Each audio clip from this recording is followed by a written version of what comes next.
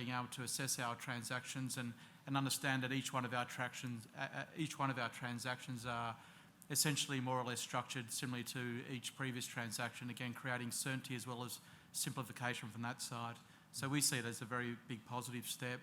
On the 20% rule itself, we've always had the dilemma or issue of trying to balance investor requirements with rating agency requirements, with the regulatory requirements, and balancing all those features and still trying to make the deal or the transaction itself work from a relative cost of funds perspective.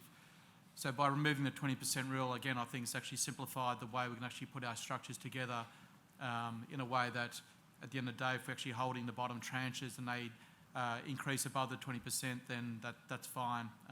And we don't have to work around complexities around trying to meet everyone else's requirements. So I'd say from our side of things, to sum it up, we're very much supportive of the reforms from a funding-only perspective. It will streamline our processes, it will simplify the structures, and I think one key benefit is it will provide consistency across all ADIs in respect of what we issue, and I think some investors will value that simplicity and transparency. Thank you.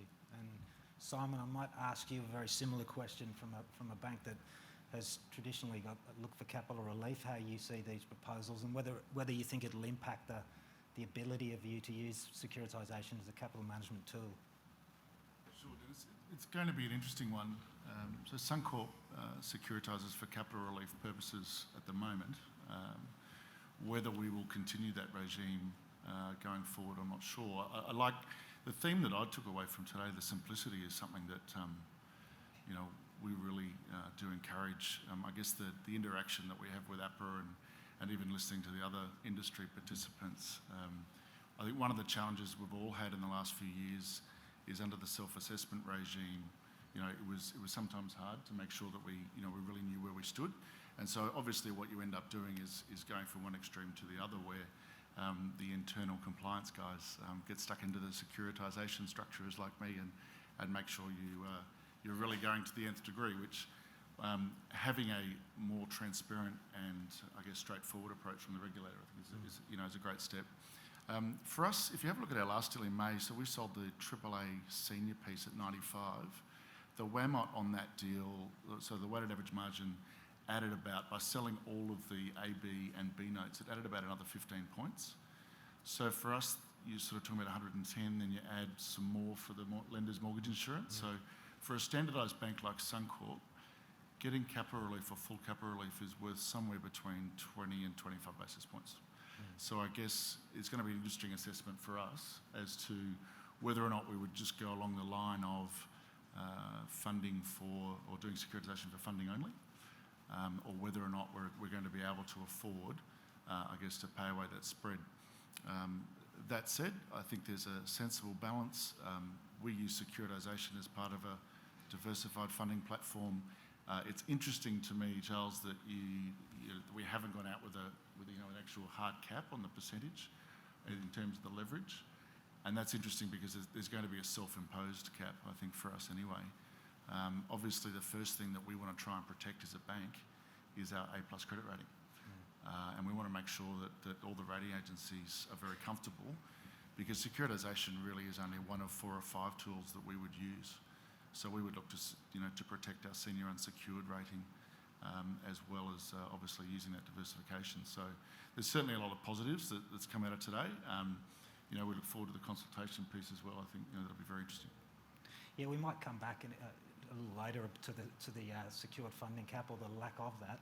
But just going to the capital relief and the sort of rules that Charles has summarised here, or the proposed rules, I should say.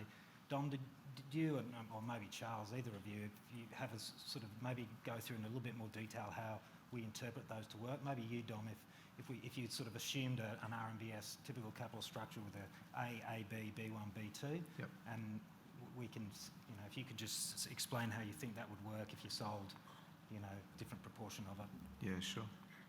Yeah, so look, from what we could see there from Charles, it looks like the alternative capital relief is off the table, which questionably was available today.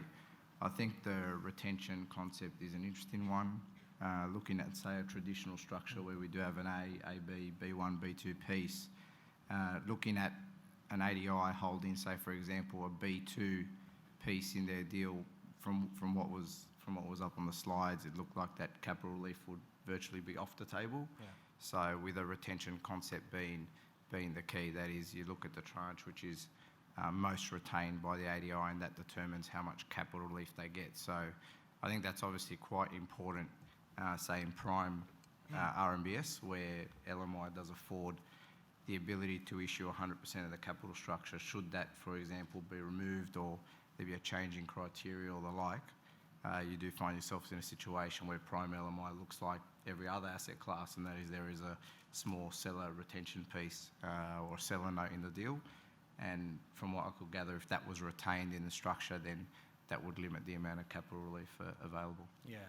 So there's still one rating agency that will rate that most junior note? That's right, yeah. And I think that does afford, obviously, deals like, say, Simon's deal with Apollo, and a lot of ADIs have successfully issued deals this year where they've sold 100% of the capital structure, but obviously that's available because of the LMI and the attachment point provided by the agency. Charles, is there anything else you'd sort of like to talk to on the... Just quickly, the alternative arrangements were always meant to be a stopgap. Okay, and the reason we haven't dealt with those before now is there were other things like Basel III that were ahead of it. Thank you. That will continue until we formally introduce the new rules. So it's not like we're announcing today we're stopping there, right? So, but really, it's not a very satisfactory arrangement at the end of the day for any of us. So our analysis on the funding only was between us and the rating agencies. It's very unlikely that institutions are going to run out of mortgages before they run out of securitization funding room. So the simple funding only structure says, well, if you actually wanted to raise a bit more funding, just increase your asset pool a bit and do it that way. For the capital relief side, we ran into this problem of every time we looked at different ways of doing it, we got all these gyrations that we're getting these L-shaped stacks of B notes coming in, and the game was how much risk could we retain and still get rid of the capital requirement. And this is fundamentally not a helpful game for us in the industry to play. We have much larger issues to worry about, like making sure people extend loans on a sound basis. And you hopefully have more important issues to worry about too. So we accepted this idea that you could have multiple credit claims in the B class instead of just one unvariegated note. But we essentially under this, the no gaming theory, we're saying you get credit for the one you sell the least stuff. And what that is essentially saying is if you can't sell through the stack, it's not going to be a sensible idea to get capital relief. Okay, thank you. We also talked about master trusts, and obviously, as Charles alluded to, it's been a hot topic for the last, probably 2 years or 2 to 3 years, really. But I might ask you first, Guy, and Simon, if you want to chip in as well, what your thoughts were in relation to the comments around master trusts. Again, in terms of master trust, the industry for quite some time has been looking to try and create structures where we can actually target specific investors or specific tranches for investor appetite.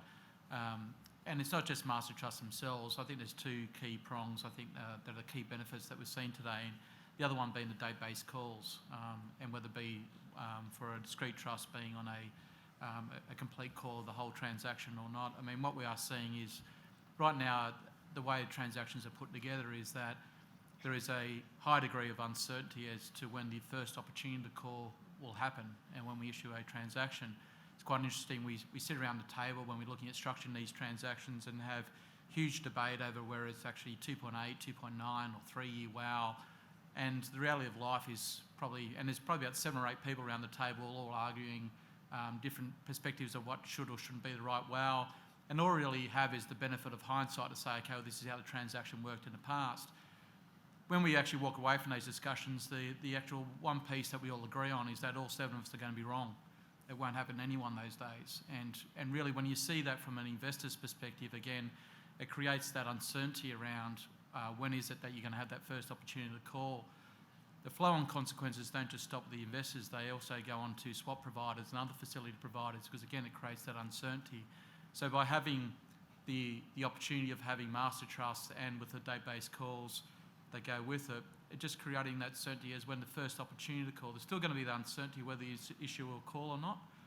That issuer or that uncertainty remains there today, but at least we have some framework where we say, well, at least we know on that day, you know, you may be 1 or 2 months out when in terms of your assessment, we know at least on that one day will be the first opportunity that you can call the notes themselves. So we see it from a perspective of creating greater transparency in transactions, again, as well from a simplification perspective, creating scenarios where what we want to achieve is, for instance, a 2.8-year weighted average life transaction.